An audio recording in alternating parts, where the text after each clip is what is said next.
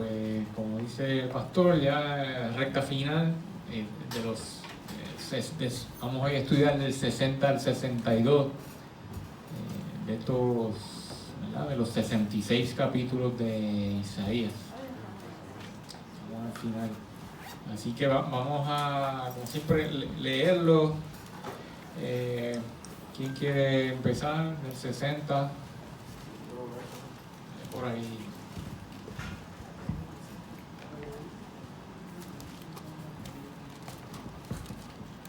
Isaías 60. Levántate, resplandece, porque ha venido tu luz, y la gloria de Jehová ha nacido sobre ti. Porque he aquí que tinieblas cubrirán la tierra, y oscuridad las naciones. Mas sobre ti amanecerá Jehová, y sobre ti será vista su gloria. Y andarán las naciones a tu luz, y los reyes al resplandor de tu nacimiento. Alza tus ojos alrededor y mira. Todos estos se han juntado, vinieron a ti. Tus hijos vendrán de lejos, y tus hijas serán llevadas en brazos.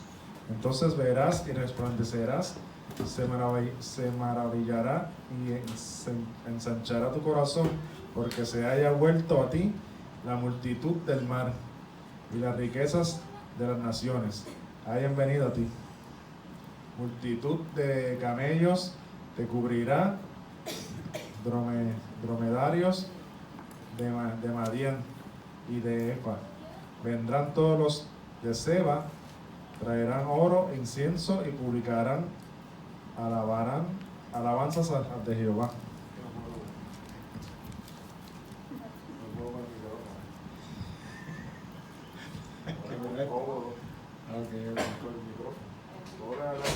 Léelo sin micrófono. Pues hablando. Sí. Que tú se gato, habla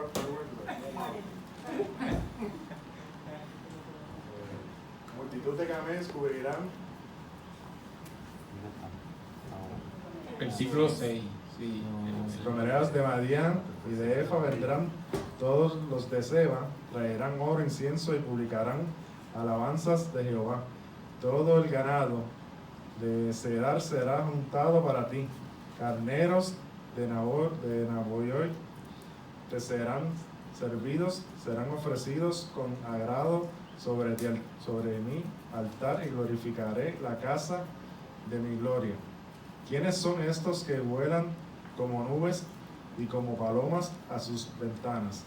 Ciertamente a mí esperarán los de la costa y las naves de Tarsis desde el principio, para traer tus hijos de lejos, tu plata y su oro con ellos, al nombre de Jehová tu Dios y al Santo de Israel, que te ha glorificado.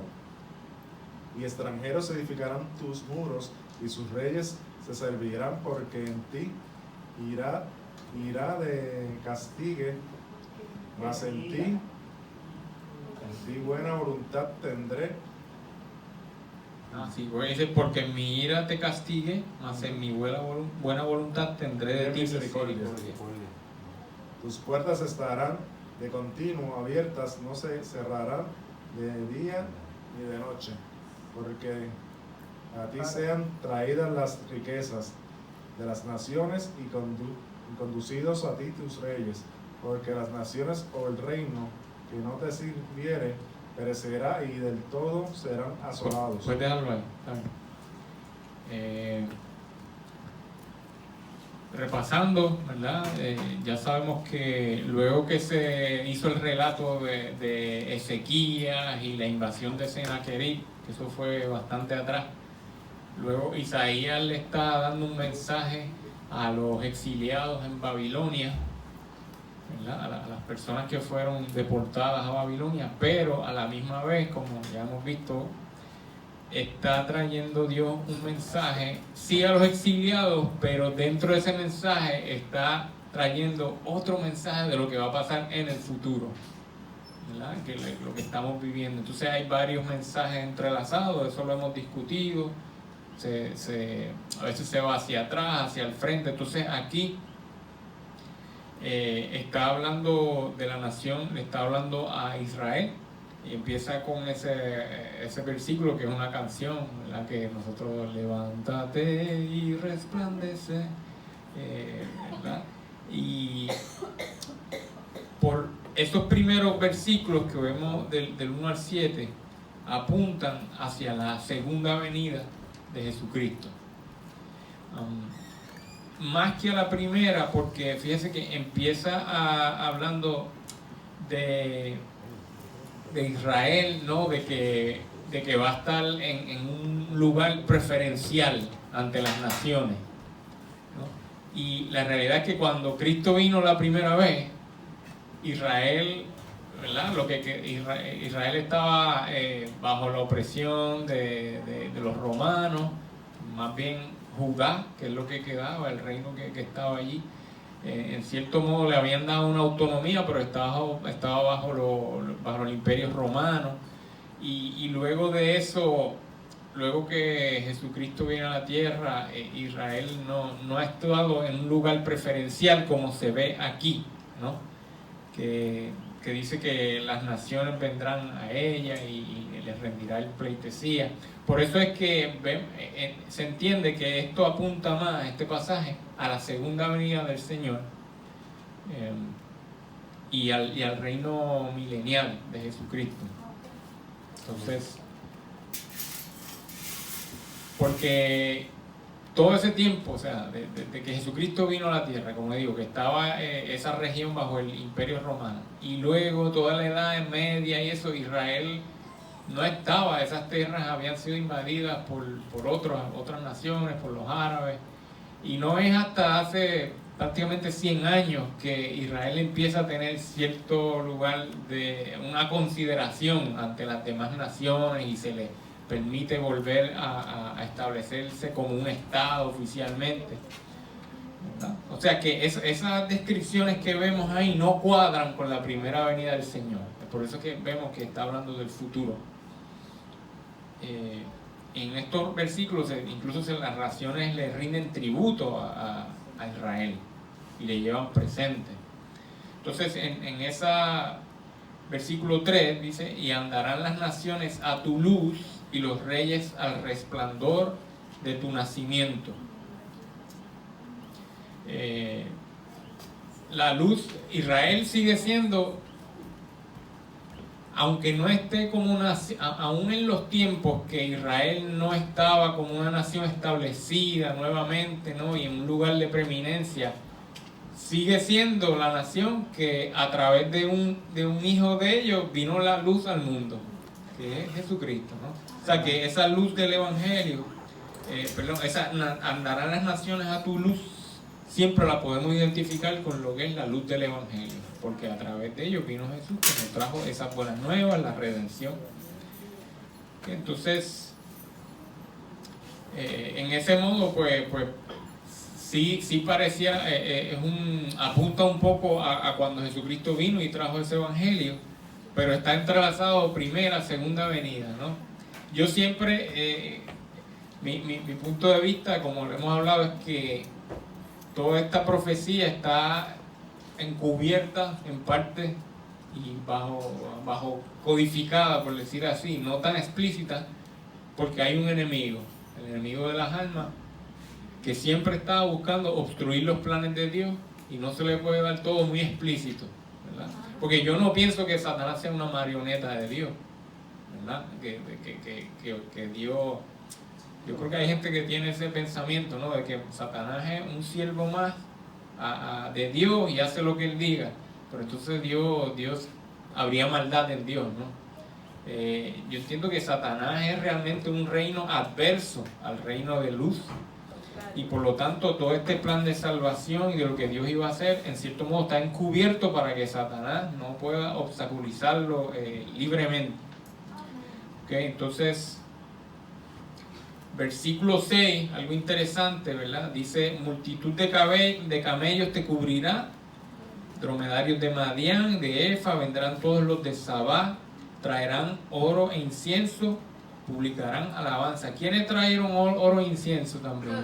Los magos, los sabios que vinieron a Jesús, Pero fíjese que ahí no se menciona la mirra, porque la mirra simboliza tristeza, sufrimiento, y eso ya Jesús, lo que vino a sufrir a la tierra, eso ya pasó. En este momento va a ser oro e incienso, nada más, ¿no? Rindiendo culto, dando honor a Israel como nación, porque finalmente será el centro de gobierno en la tierra, ¿sí? Así, por eso ya no se menciona la mirra. Esos versículos, esos pueblos que se mencionan en los versículos 6 y 7, Madián, Efa, Sabá, Cedar, Nebaiot, son pueblos de lo que hoy es Arabia Saudita, esa región. Y dice que traerán esos regalos, ¿no? Y serán ofrecidos sobre mi altar, glorificaré la casa de mi gloria. Es interesante como si esas naciones tuvieran riquezas que van a traer a Israel. Y sabe que hace 100 años, esa región, hace 100 años, 200 años, esa región de ahí lo que estaba era en pobreza. Arabia Saudita, porque eso es desierto ahí no se puede. Pero ¿qué pasó hace 100 años? Empezaron a explotar petróleo. Y hoy día eso es Dubái, esos lugares increíbles. Entonces es como si Dios viera, esa gente hoy está pobre, pero yo sé que esa gente va a ser rica, porque tienen debajo el oro negro. Y todo esto de los carros y todo esto, yo entiendo que Dios tenía esto planificado. O sea, como hemos dicho aquí, la tecnología que ha salido a la luz no ha sido a la sorpresa de Dios. Dios ha puesto sabiduría en los humanos para que eso se dé. Y Dios sabía que esa región iba a ser rica, porque estaba llena de petróleo debajo de ella. ¿No? Entonces hoy día esa región es muy rica, y esas son las regiones que aquí dicen que van a traer ese oro, incienso, regalo para rendir pleitesía a Israel en ese periodo. Repasamos, ¿verdad?, que cuando se menciona Tarsis, lo que los estudiosos más han llegado a estar de acuerdo es que es la región de España. Cuando yo veo ese pasaje que dice los de las costas, versículo 9, ciertamente a mí esperarán los de la costa y las naves de Tarsis. Y muchas veces en la Biblia se da esa frase, los de las costas, y a mí me hace pensar en América, porque fíjate, para ese tiempo el mundo estaba limitado, no sabía que existía todo ese otro continente, pero Dios lo sabía, Dios lo estaba viendo, Dios sabía que el evangelio iba a llegar a esas áreas. Eso soy yo especulando, pero cuando yo escucho eso de las costas, yo pienso en América, ¿verdad?, de que Dios estaba pensando ya en eso. Versículo 11 dice: tus puertas estarán de continuo abiertas, no se cerrarán de día ni de noche. Recordemos que estas ciudades amuralladas se cerraban las puertas por la noche porque por los peligros.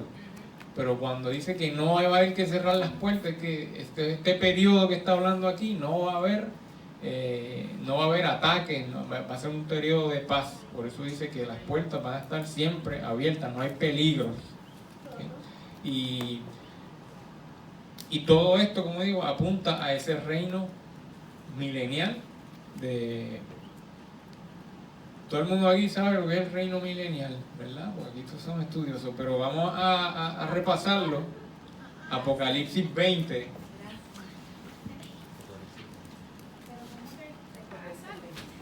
¿Cómo es?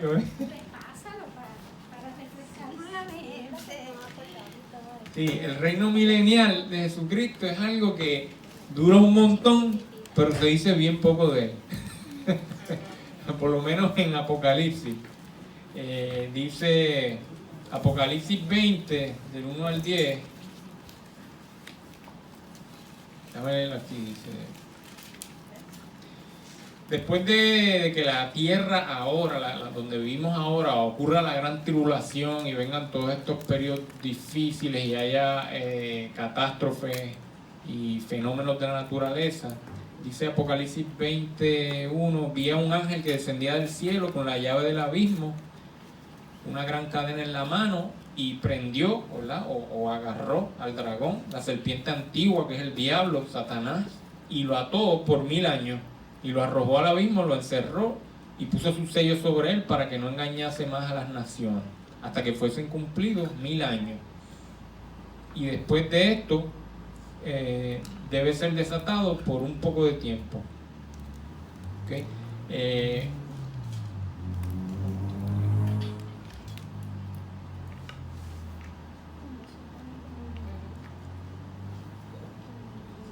Más adelante es donde dice que reinaron con Jesucristo 1000 años, ¿no? Ok. Dice, en el 4 dice, vi tronos, se sentaron sobre ellos los que recibieron facultad de juzgar, y vi las almas de los decapitados por causa del testimonio de Jesús y por la palabra de Dios, los que no habían adorado a la bestia ni a su imagen, y que no recibieron la marca en sus frentes ni en sus manos, y vivieron y reinaron con Cristo 1000 años. Pero los otros muertos no volvieron a vivir hasta que se cumplieron 1000 años. Esta es la primera resurrección. Bienaventurado el santo, el que tiene parte en la primera resurrección. La segunda muerte no tiene potestad sobre esto, sino que serán reyes, sino que serán sacerdotes de Dios y de Cristo, y reinarán con él 1000 años. Cuando los 1000 años se cumplan, Satanás será suelto de su prisión y saldrá a engañar a las naciones, ¿no? Y ahí va a haber otra guerra y todo eso, pero ese periodo de 1000 años es un tiempo posterior a la tribulación aquí en la tierra y a que venga Jesucristo y establezca su reino, y es un periodo de paz porque no va a haber influencia satánica en ese tiempo. ¿Cómo va a ser reconstruido lo que quedó aquí de tierra luego de todos esos fuegos y meteoritos que se mencionan, ojalá estrellas que cayeron y que el mar estaba lleno de sangre? O sea, aquí va a haber un revolú, pero Jesucristo va a reinar y de alguna forma va a arreglar las cosas, ¿verdad? Y va a ser una tierra habitable de nuevo. Realmente, miren el ejemplo de Japón, lugares que cayó esa bomba tan terrible de Hiroshima, Nagasaki, y en unas cuantas décadas esa gente ya es próspera de nuevo. O sea que en esos 1000 años va a haber un periodo donde Isaías menciona mucho ese periodo como un periodo de paz, y Jesucristo va a ser el que reine, y el centro de gobierno va a ser Israel, va a ser Jerusalén. Ahorita vamos a ver de eso. Vamos a seguir leyendo el 12, ¿verdad? Dice, porque la nación o el reino que no te sirviere perecerá, y del todo será asolado. O sea que en ese reino no es opción no estar alineado con el rey de ese milenio, que es Jesucristo. Okay. Entonces, la gloria del Líbano vendrá a ti, cipreses, pinos y bojes juntamente para decorar el lugar de mi santuario, y yo honraré el lugar de mis pies. Y vendrán a ti humillados los hijos de los que te afligieron, y a las pisadas de tus pies se encorvarán todos los que se te escarnecían, y te llamarán ciudad de Jehová, Sión, el santo de Israel. En vez de estar abandonada y aborrecida, tanto que nadie pasaba por ti, haré que seas una gloria eterna, el gozo de todos los siglos. Y mamarás la leche de las naciones, el pecho de los reyes mamarás, y conocerás que yo Jehová soy, el Salvador tuyo y Redentor tuyo, el fuerte de Jacob. En vez de bronce traeré oro, y por hierro plata, y por madera bronce, en lugar de piedras hierro, y pondré paz por tu tributo y justicia por tus opresores. Nunca más se oirá en tu tierra violencia, destrucción ni quebrantamiento en tu territorio, sino que a tus muros llamarás salvación y a tus puertas alabanza. Amén. El sol nunca más te servirá de luz para el día, ni el resplandor de la luna te alumbrará, sino que Jehová será por luz perpetua y el Dios tuyo por tu gloria.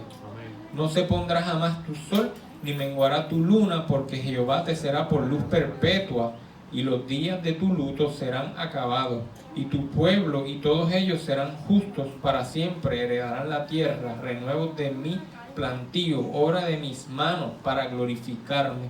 El pequeño vendrá a ser 1000, el menor un pueblo fuerte. Yo Jehová a su tiempo haré que esto sea cumplido pronto.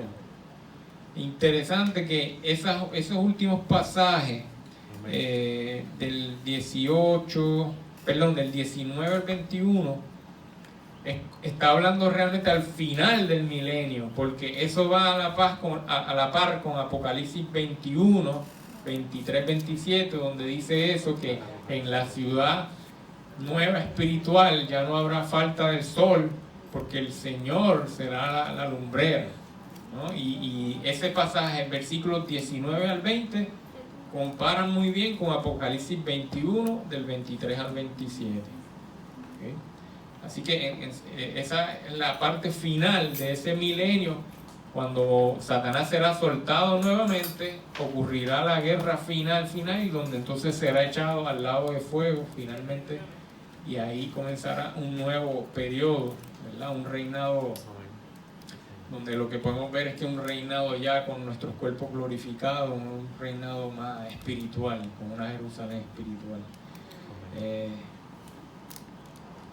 Y reiteramos que estas cosas, el 22 dice: yo Jehová a su tiempo haré que esto sea cumplido pronto, ¿verdad? Y como yo la última vez que enseñé, dije que Jehová no es un espectador del futuro. Jehová se involucra para que el futuro pase. Él va a hacer que estas cosas pasen. ¿Ven? A su tiempo. Su tiempo se llama cuando a él le dé la gana. Cuando él vea que se alinean las cosas. O sea, uno puede decir: wow, Jesucristo le dijo en el año 0, por decirlo, año 33, en esa época le dijo: yo vengo pronto. Y han pasado 2000 años. Porque eso es a su tiempo. O sea, para él 1000 años es como un día como 1000 años. O sea, lo importante no es el tiempo, es que se cumplan las cosas que tienen que pasar. Amén. 61, ¿quién quiere leer el 61? David quiere, pero no sabe. Pero me gusta eso, el deseo. Muy bien. El otro micrófono estaba por ahí. Ahí atrás, que si no es tan largo. Ahora. Sí. El Espíritu de Jehová el Señor está sobre mí, porque me ungió Jehová. Me ha enviado a predicar buenas nuevas a los abatidos, a vendar a los quebrantados de corazón y a publicar libertad a los cautivos y a los presos, apertura de la cárcel, a proclamar el año de la buena voluntad de Jehová y el día de venganza del Dios nuestro, a consolar a todos los enlutados, a ordenar que a los afligidos de Sión se les dé gloria en lugar de ceniza, óleo de gozo en lugar de luto, manto de alegría en lugar del espíritu angustiado, y serán llamados árboles de justicia, plantío de Jehová para gloria suya. Reedificarán las ruinas antiguas y levantarán los asolamientos primeros, y restaurarán las ciudades arruinadas, los escombros de muchas generaciones. Y extranjeros apacentarán vuestras ovejas, y los extraños serán vuestros labradores y vuestros viñadores. Y vosotros seréis llamados sacerdotes de Jehová, ministros de nuestro Dios seréis llamados, y comeréis las riquezas de las naciones, y con su gloria seréis sublimes. En lugar de vuestra doble confusión y de vuestra deshonra, os alabarán en sus heredades, por lo cual en sus tierras poseerán doble honra y tendrán perpetuo gozo. Porque yo Jehová soy amante del derecho, aborrecedor del latrocinio para holocausto. Por tanto afirmaré en verdad su obra y haré con ellos pacto perpetuo. Y la descendencia de ellos será conocida entre las naciones, y sus renuevos en medio de los pueblos. Todos los que vieren reconocerán que son linaje bendito de Jehová. En gran manera me gozaré en Jehová. Mi alma se alegrará en mi Dios, porque me vistió con vestiduras de salvación, me rodeó de manto de justicia, como a novio me atavió, y como a novia adornada con sus joyas.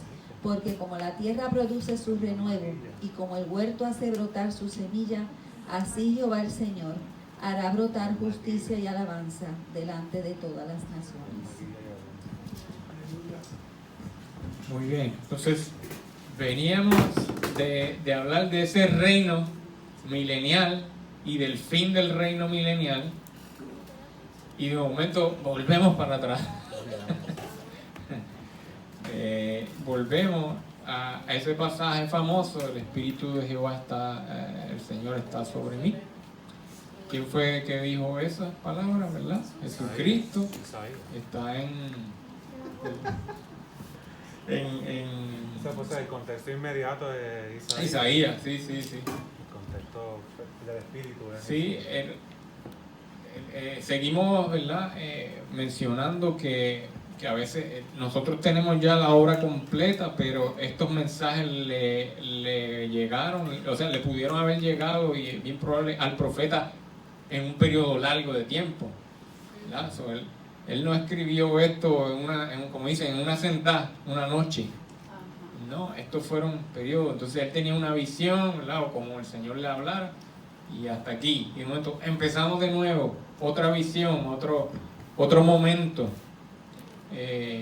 Entonces de venir de estar hablando de ese prácticamente el fin de los tiempos, porque de ese momento donde comience el reinado espiritual, donde no existirá el sol porque el Señor nos alumbra, su presencia nos alumbra, pues volvemos a un pasaje donde el Señor le muestra a Isaías la obra, el ministerio que Jesucristo iba a hacer sobre la tierra. Y él mismo, Jesús, en Lucas 4, ¿verdad? Uno de los pasajes, Lucas 4, 16, dice: Jesús vino a Nazaret, donde se había criado. En el día de reposo entró en la sinagoga, conforme a su costumbre, y se levantó a leer. Se le dio el libro del profeta Isaías, y habiendo abierto el libro, halló el lugar donde estaba escrito ese pasaje: el Espíritu del Señor está sobre mí, por cuanto me ha ungido para dar buenas a los pobres, me ha enviado a sanar a los quebrantados de corazón, a pregonar libertad a los cautivos, vista a los ciegos, poner en libertad a los oprimidos, predicar el año agradable del Señor. Y enrollando el libro, lo dio al ministro. Entonces, hay algo interesante ahí, que no leyó la parte de la venganza, ¿verdad? El original, el Isaías 61, 2, dice: proclamar el año de la buena voluntad de Jehová y el día de venganza del Dios nuestro. Entonces hay varias interpretaciones. Una es que Jesús leyó hasta la primera parte del versículo porque hasta ahí llegaba su ministerio en ese momento, y lo de la venganza vendría luego, ¿no? En el fin de los tiempos.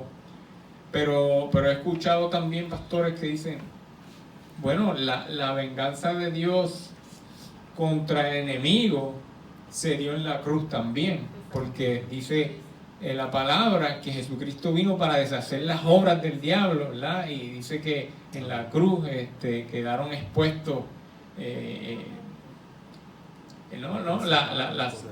las potestades, sí, o sea que ahí cogieron su estocada final, porque se le quitó esa autoridad de pecado sobre los humanos. O sea que ese día de la venganza también se pudo haber cumplido en la cruz. O sea, hay varias interpretaciones. Por lo tanto, pues los que piensan que lo de la venganza no ha ocurrido, pues se inclinan más a que los próximos versículos que dicen consolar los enlutados, se les darle gloria en lugar de ceniza, óleo de gozo en lugar de luto, manto de alegría en lugar de espíritu, pues se inclinan a pensar que esas cosas son más para la segunda venida de Cristo y luego que Satanás haya sido juzgado. Y la reconstrucción pues la asocian al milenio, a ese reinado milenial. Pero yo entiendo que aplican ambas, o sea, porque el Evangelio también nos da óleo de gozo en lugar de luto. O sea, el Evangelio ha hecho eso en nosotros, no hay que esperar a que venga el reinado milenial para estar experimentando esas cosas. Y eso me lleva, en la última vez que estudiamos un pasaje, decíamos que las palabras aplicaban a Isaías, a Israel y a Jesucristo. Eso fue el estudio anterior, que fue, creo que fue los 27, por ahí, capítulo 26, 27. Y yo meditaba que a veces esto aplica a nosotros porque es que el Señor es el mismo ayer, hoy y siempre. Amén. Entonces, lo que Él quiere para un individuo es lo que Él quiere para una nación. Y es lo que vino a hacer Jesucristo, ser el ejemplo de lo que Él quiere para cada individuo y para la sociedad. Por eso estos pasajes se aplican a las tres cosas, ¿no? Se aplican a Jesucristo, se aplican a nosotros y se aplican a pueblo.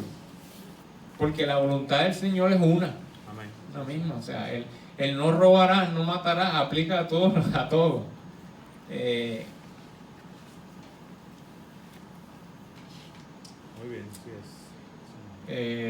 Bueno, entonces, versículo 8, un ejemplo de eso, versículo 6, ¿verdad? Y vosotros seréis llamados sacerdotes de Jehová, ministros de nuestro Dios seréis llamados. Esto nos aplica a nosotros hoy como personas que llevamos el Evangelio, ministros de Dios, ¿verdad? Y somos sacerdotes también individualmente y ante nuestras familias, conciliamos, llevamos el Evangelio, servimos de conciliación entre las personas. O sea que este pasaje, si se puede aplicar para la primera o la segunda venida del Señor también, está todo entrelazado. Versículo 8, para los que no sabían como yo, latrocinio, ¿saben qué es? Robo. ¿Latrocinio es robo? Sí, latrocinio. Sí, latrocinio, pues dice Jehová, el versículo 8, porque yo Jehová soy amante del derecho, aborrecedor del latrocinio para holocausto.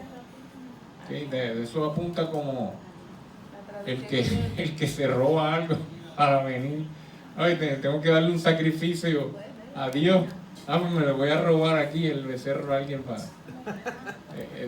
Dios dice, eso es absurdo, mejor, o sea, como él dice, yo no me complazco tanto en los sacrificios, sino en la obediencia, en la misericordia, o sea. Aquí la traducción que yo tengo dice eso, pero odio el robo y la iniquidad. La iniquidad.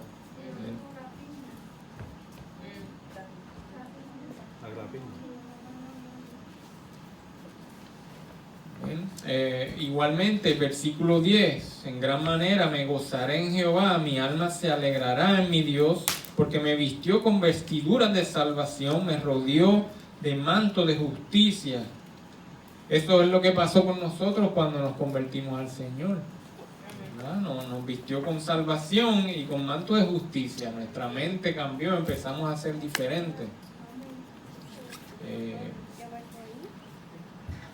Y pues tiene esas metáforas como a novio, como me vistió, y como a novia adornada, ¿no? Estaba mezclado cosas, metáforas del matrimonio con lo que el Señor hace en nosotros. Entonces,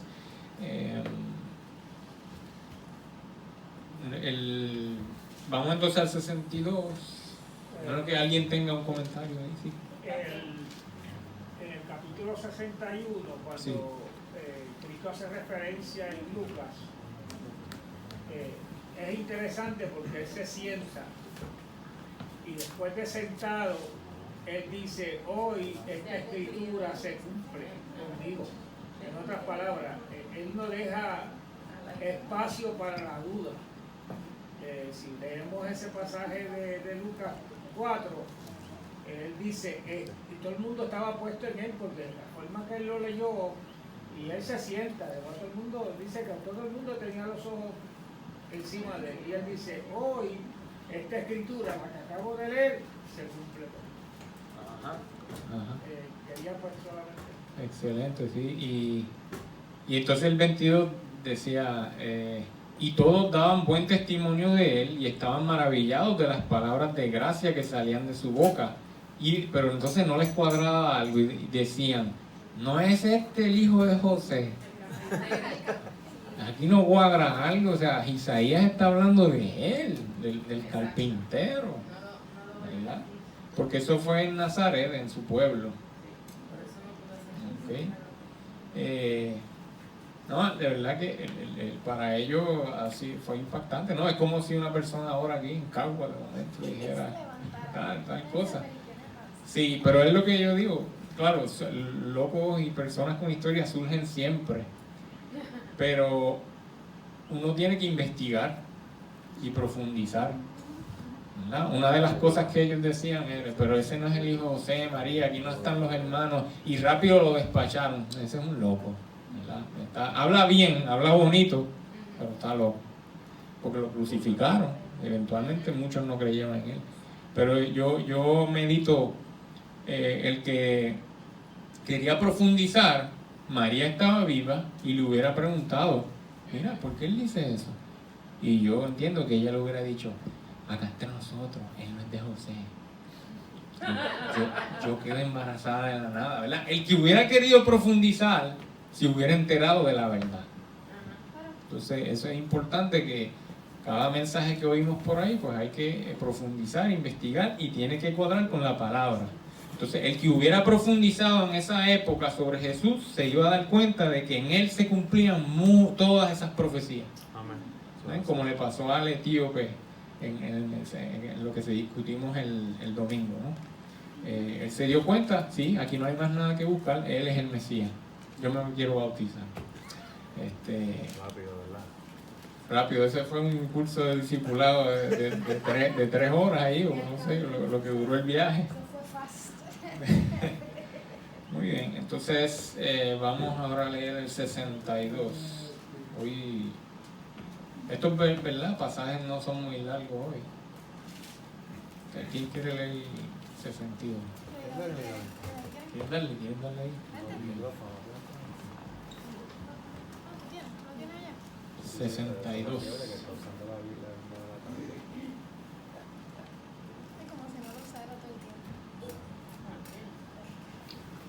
Por amor a Sion, no guardaré silencio, por amor a Jerusalén, no desmayaré, hasta que su justicia resplandezca como la aurora y como la antorcha encendida su salvación. Las naciones verán tu justicia y todos los reyes tu gloria. Recibirás un nombre nuevo que el Señor mismo te dará. Serás en la mano del Señor como una corona esplendorosa, como una diadema real en la mano de tu Dios. Ya no te llamarán abandonada, ni a tu tierra la llamarán devastada, sino que serás llamada mi deleite. Tu tierra se llamará mi esposa, porque el Señor se deleitará en ti, y tu tierra tendrá esposo, como un joven que se casa con una joven. Así que te edifica, te casará contigo, como un novio que se regocija por su novia. Así que Dios se regocijará por ti.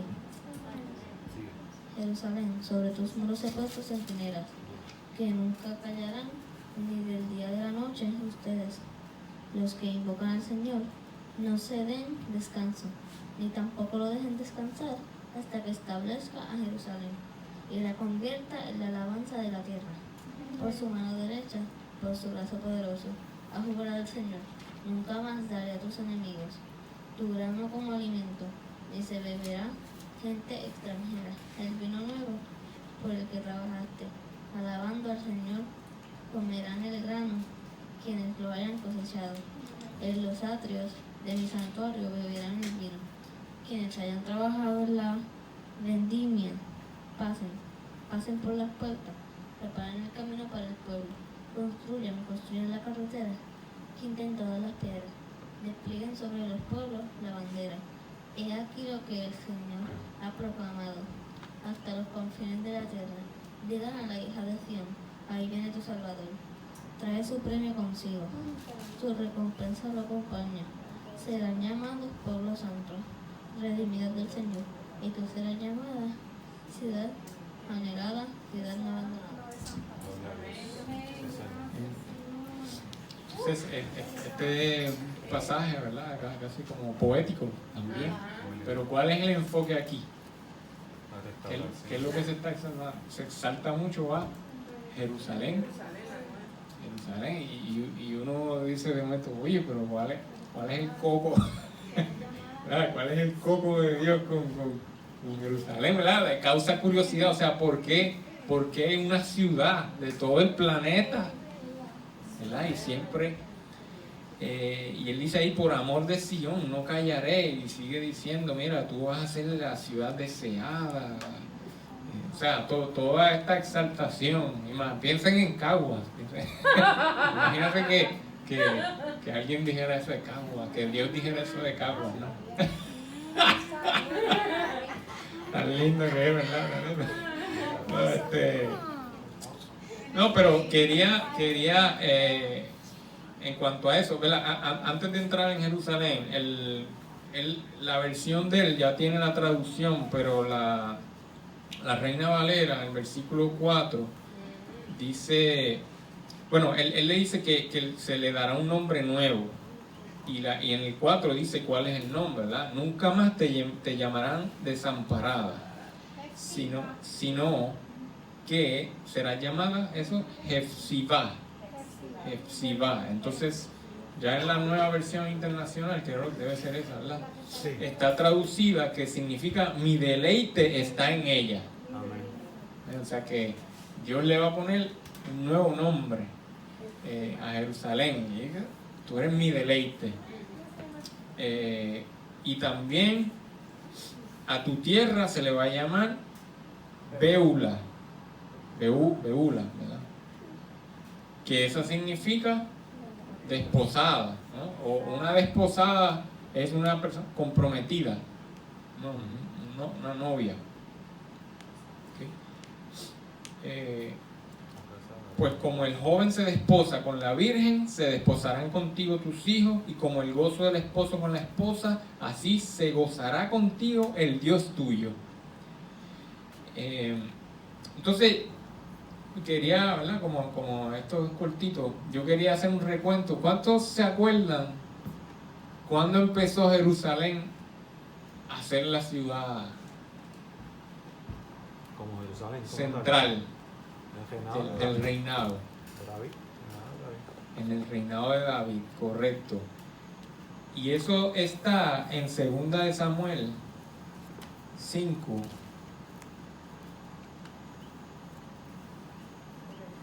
Segunda de Samuel 5, el 6,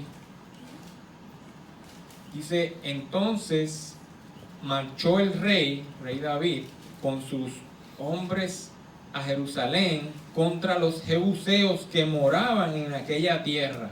Porque ustedes se acuerdan que Dios le dijo al pueblo a través de Moisés y a través de Josué, le dijo, ustedes van a entrar a esta tierra que yo les doy, y ustedes tienen que sacar de ahí al eteo, al jebuseo, al arameo, todo eso, al cananeo.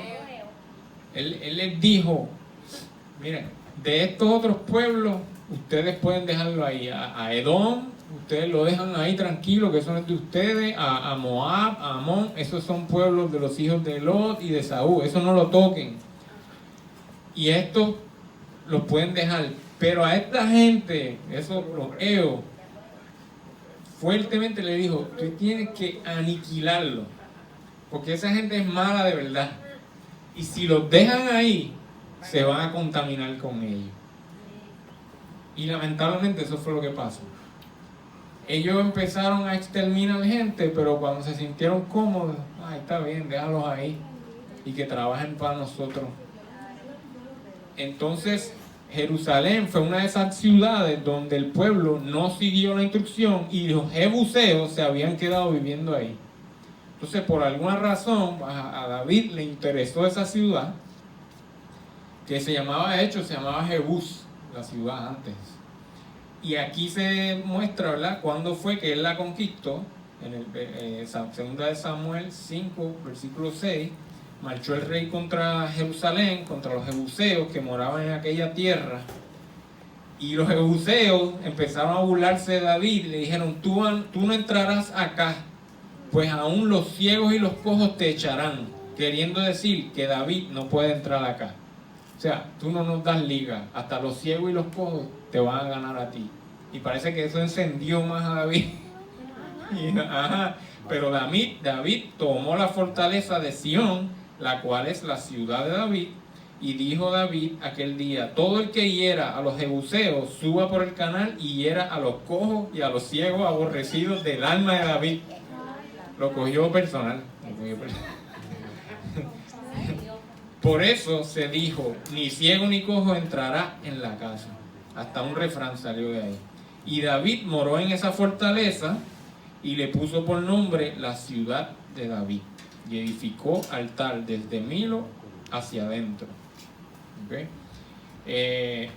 Lo que yo estaba viendo, ¿verdad? Jerusalén ha tenido varias etapas, ¿verdad? Primero era una porción, esa fortaleza, y después la fueron ensanchando y extendiendo el muro y haciéndole más puertas. Pero desde ese momento, Jerusalén se convirtió en el centro del reino. ¿Y qué fue lo que hizo después David para consolidar eso? Trajo el arca del pacto. Pero el arca del pacto no estaba originalmente en Jerusalén, estaba en un sitio que se llamaba Silo. En Silo es donde habían ubicado el tabernáculo de adoración, ¿verdad? Y el arca estaba ahí. Pero si recuerdan, para el tiempo de Elí, el que crió a Samuel, pues fueron a la guerra, perdieron y los filisteos se llevaron el arca, ¿se acuerdan? Y todo eso estuvo allá. Y cuando los filisteos devuelven el arca, porque se estaban muriendo de enfermedades, ¿verdad? De castigo de Dios, ellos devuelven el arca en una carreta de bueyes. Mira, llévate eso que nos va a matar aquí. ¿Y de dónde fue la carreta de bueyes? A un lugar que se llama Kiriat Jearim. ¿Okay? Y de ahí estuvo en casa de Abinadab. Y eso está en el 15, según Samuel 5:15. Ay, vamos a ver. No, perdón, es el 6.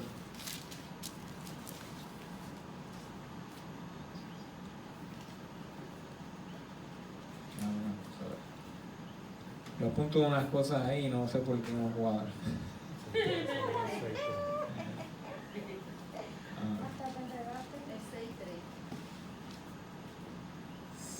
Sí, ok, gracias.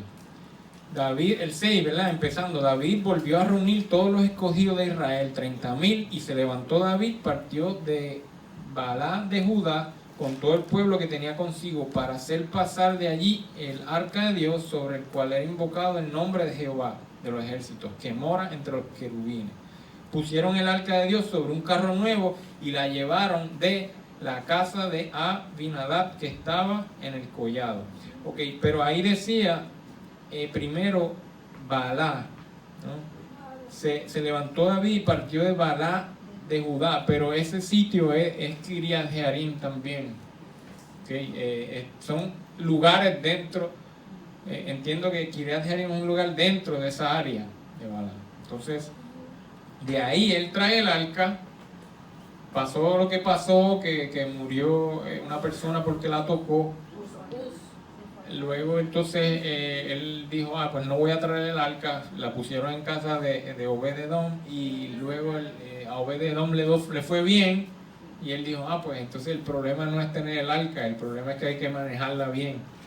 Y volvió a intentar. Entonces finalmente, ahora sí, el 15, así David y toda la casa de Israel conducían el arca de Jehová con júbilo y sonido de trompeta. Y cuando el arca de Jehová llegó a la ciudad de David, pues ahí Mical, hija de Saúl, miró desde una ventana, vio al rey David que saltaba y lo menospreció, ¿no? Pero ahí muestra, ¿no?, que él metió esa arca en la ciudad de David, la que le acababa de conquistar a los jebuseos. Y desde ese momento Jerusalén se convirtió en el centro del reino y de adoración, correcto.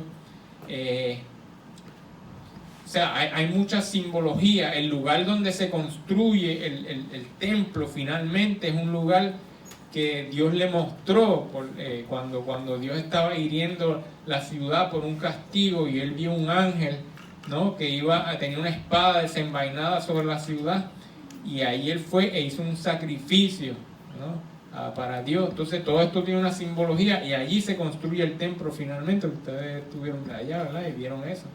Yo espero poder ir, ¿no?, en un futuro muy lejano.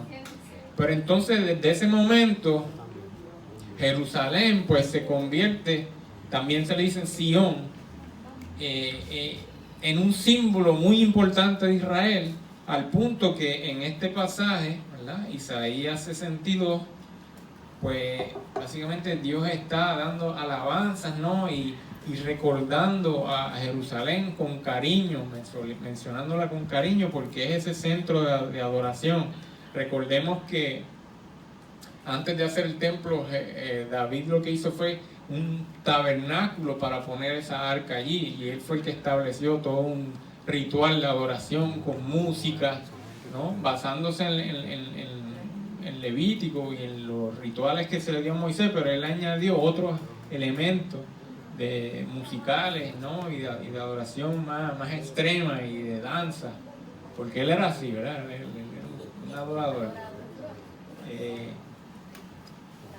Entonces, también recordemos que Dios le hizo una promesa a David. O sea, David tuvo un corazón, como dice la palabra, que era conforme al de Dios. Dios se encariñó con David, por decir así. Le gustó su corazón. Y él le hizo una promesa, ¿no? Segunda de Samuel, más adelante, el 7.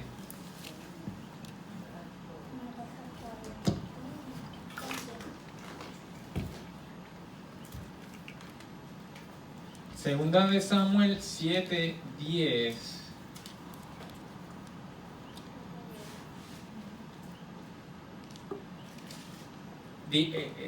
Dios le responde a David y le dice: además, yo fijaré lugar a mi pueblo Israel y lo plantaré para que habite en su lugar y nunca más sea removido, ni los inicuos le aflijan más como al principio. Desde el día en que puse jueces sobre mi pueblo Israel, a ti te daré descanso de todos tus enemigos. Asimismo Jehová te hace saber que él te hará casa. Y el 16 dice: y será afirmada tu casa y tu reino para siempre delante de tu rostro, y tu trono será estable eternamente. Entonces ahí Dios no había revelado eso antes. A alguien le había dicho: no, mira, eso me lleva a lo próximo. O sea, cuando aquí Dios se refiere a Jerusalén como lugar centro de Israel, y en cierto modo se va a convertir centro de la humanidad, ¿verdad? Porque ese reinado espiritual dice que es en una nueva Jerusalén. O sea que aquí, al referirse a Jerusalén, Dios está cumpliendo varias promesas. Primero, la que le hizo a Abraham en Génesis 22, que le dijo: de tu simiente vendrá, ¿verdad? En tu simiente vendrá uno que serán benditas todas las naciones de la tierra. Y eso se cumplió en el pueblo de Israel, que es descendencia de Abraham. Pero ahora también Dios se compromete con David y le dice: de tu linaje vendrá ese que tendrá un reino eterno. Y por eso a Jesús se le dice el hijo de David también, ¿no? Y el pueblo esperaba que de ese linaje viniera ese Salvador, ese Mesías. Lo que pasa es que ellos esperaban un Mesías político, que los liberara de la opresión del gobierno, ¿verdad?, romano que estaba. Pero Dios tenía otra cosa en mente. Yo digo también que David, cuando Dios dice que era conforme al corazón de él, era por su adoración, porque él era rey y él sabía lo que era ser rey, pero él adoraba a un rey mayor, que era el que lo tenía él ahí. Sí. Y él plasma eso en los salmos y ese pasaje famoso, dijo Jehová a mi Señor. Y él vivió el cuidado de Dios, porque él estuvo yendo. Muchos salmos están dedicados también a Jerusalén, a Sion, Ajá. como lugar de adoración. Y, o sea que David plasmó eso también, ese deseo del Señor de tener siempre un lugar físico donde su presencia se manifieste. Yo creo que Isaías está como viendo cómo Dios va a restaurar, y ya Él comenzó con nosotros porque nosotros somos el altar de Dios, ¿verdad? Ese arca ya no es un arca física, sino somos un templo espiritual. Pero Isaías está viendo cómo Dios va a restaurar esa adoración y ese pacto de Dios que se va a cumplir, ¿verdad? Como tú dices. Y eso se ve también mucho en muchos salmos, como Dios se goza con Sion, se goza con la adoración, se goza en Jerusalén. Dios es celoso de su adoración. Y nos pide inclusive que oremos por la paz de Jerusalén en los salmos, ¿sabes? Que es parte del plan de Dios. A veces pensamos que Jerusalén es especial por lo que tiene, pero en realidad Jerusalén es especial porque Dios la escogió. No es porque tenga unos méritos distintos o mejores a otras naciones, sino porque Dios quiso coger un lugar y eso es lo que le hace especial. Ajá, la selección, porque habla de quien Dios es y de su pacto. Porque Israel se portó mal. Sí, pero O sea, exacto. Israel y ya nosotros vemos, en Isaías vimos todas esas profecías, ¿verdad? Y esas declaraciones de castigo sobre Israel por su pecado, porque y muchas veces le dice: yo te conozco, tú eres un pueblo rebelde, eres terco. David mismo hizo una cosa atroz, ¿verdad? Matar a una persona inocente para que no se supiera que el hijo de que él había embarazado a la esposa de ese que mató. O sea, es una cosa terrible. Y sin embargo aquí vemos que Dios es fiel en decir: mis misericordias son nuevas cada mañana. El carácter de Dios. Y cuando Dios castigó a David, él se llevó lo suyo, y después de ese pecado David no volvió a ser el mismo. Como que uno lo nota emocionalmente, él cambió, o sea, sí, ¿no? Y una aflicción, y luego se rebeló uno de sus hijos contra él.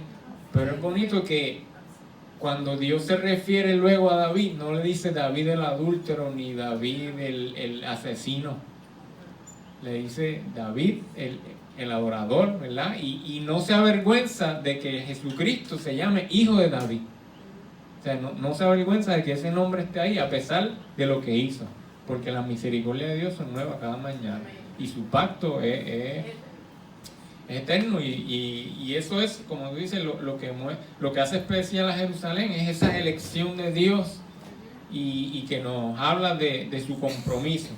No es porque los méritos de ellos, ¿no? Pero ya vemos que desde ese momento en la tierra Jerusalén se convirtió en un lugar especial, centro de gobierno de esa nación que tenía la revelación de Dios para la humanidad. Pero a Dios le ama tanto, ¿verdad?, ese concepto que Él escogió, que no solo es centro de gobierno aquí, sino, como dije, va a ser centro de gobierno en el milenio, en ese periodo especial donde Satanás no va a estar, y va a ser el lugar donde simbólicamente y espiritualmente pasaremos la eternidad con Dios. Y eso está en Apocalipsis 21, ¿verdad? Dice: yo vi un cielo nuevo y una tierra nueva, ¿verdad? Venimos en el anterior, el Apocalipsis 20, 14, 15, la muerte y el Hades fueron lanzados al lago de fuego. Esta es la muerte segunda, y el que no se haya inscrito en el libro de la vida fue lanzado al lago de fuego. Ahí venimos de la última batalla contra Satanás, contra todo lo malo, y todo el que no se alinea con la voluntad de Dios va para ese lugar, ¿verdad? Que ahí se le llama lago de fuego, un lugar donde lejos de la presencia de Dios. Y aquí entonces comienza una cosa nueva. ya este planeta, lo que aparenta ser es que este planeta como está, pues ya no va a ser. Mira, algo que es curioso, dice ahí, yo vi un cielo nuevo, una tierra nueva, porque el primer cielo, la primera tierra pasaron y el mar ya no existía más. O sea que este lugar nuevo, en este mundo que vivimos, la base es el agua, ¿verdad? Todo opera con agua, pero este nuevo lugar ya no hay mar. Dios sabrá por qué. Y yo, Juan, vi la santa ciudad, la nueva Jerusalén, descender del cielo de Dios, dispuesta como una esposa ataviada para su marido, y oí una gran voz del cielo que decía: aquí está el tabernáculo de Dios con los hombres, Él morará con ellos, ellos serán su pueblo, y Dios mismo estará con ellos como su Dios. Enjugará Dios toda lágrima de los ojos de ellos, ya no habrá muerte, ni habrá más llanto, ni clamor, ni dolor, porque las primeras cosas pasaron, ¿no? Y luego, más adelante en ese capítulo, empieza a describir cómo es ese lugar, da incluso hasta las medidas. Es como una especie de cubo rectangular grandísimo, y es algo, ¿verdad?, simbólico y espiritual, ¿verdad? Anhelamos ver eso. Pero es curioso que a Dios le plació que ese lugar se llama Jerusalén también, ¿verdad? Esa es la Jerusalén celestial.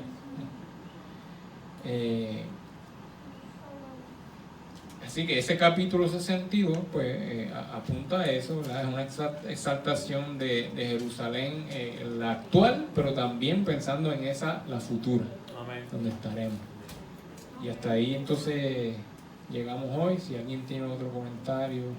Es interesante que los primeros diezmos que se dan en la Biblia se los dieron a Melquisedec, que era el rey de Salem, que es lo que era el antiguo territorio de donde se establece la ciudad de Jerusalén. Salem era antes, se convirtió en Jebús después, me imagino. Lo que pasa es que eso vinieron invasiones y de diferentes tribus y nómadas, y ese territorio cambió de mano muchas veces hasta que de ahí se convirtió, y todavía ha sido guiada por los gentiles, Jerusalén, como quien dice, pero llegará el momento donde será recobrada, pero siempre había un destino y una relación con ese lugar específico. Ajá. Desde Abraham. Sí, o sea, ese pedacito, a Dios le gusta toda la tierra, pienso yo, y hizo lugares bien lindos en América, acá y todo, pero ese pedacito de tierra, por alguna razón, tiene un lugar ahí en el corazón de Dios. Y que reúne los tres continentes ahí. Ese espacio, por ahí era el sitio donde pasaba todo el mundo. El que iba para África, el que iba para el norte, todo el mundo pasaba por ahí. Sí, y cerca de ahí es donde se entiende que estaba en un momento el Edén también, en la región de Babilonia. Más allá en Irak. O sea, pero que es allá en esa área. Ese fue el comienzo de todo. Amén. Pues sigan, ¿verdad? Sigan estudiando, profundizando